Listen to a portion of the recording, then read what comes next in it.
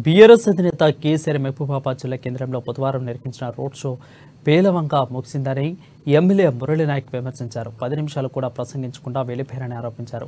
Congress party 4.5 నెలల్లోనే 5 guarantee పథకాలను అమలు చేసిందని తెలిపారు. 6వ గ్యారెంటీ రుణమాఫీని కూడా ఆగస్టు 15 లోపు అమలు చేస్తామని మురళీ నాయక్ స్పష్టం చేశారు.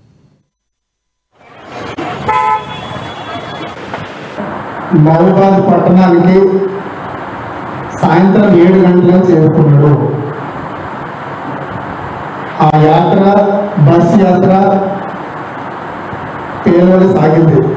కారు సారు ఎంత మొత్తుకున్నా సాయంకాలం 7 గంటలకు ప్రజలు రావాల్సినంత జనం రాలేదని చెప్పేసి చెప్పుకుంటా ఉన్నారు. ఆ సభలో కేసీఆర్ గారు జనాల నుంచి కేవలం 10 నిమిషాలు మాత్రమే మాట్లాడగలిగాడు. అందుకే ఇక్కడ ఉన్నటువంటి ప్రతి ఒక్క కార్యకర్తలు పొద్దున్న అందరూ విచారిస్తామంటే బస్సు యాత్ర అంత విజయవంతం కాలేదు. ఏమున్నా ప్రజలు కారు గుర్తును తిరస్కరిస్తా ఉన్నారు. ఈసారి చేతి గుర్తుకు ఓటేద్దామని చెప్పి ప్రజలు డిసైడ్ అయినట్టు మనకు తెలుస్తూ ఉంది.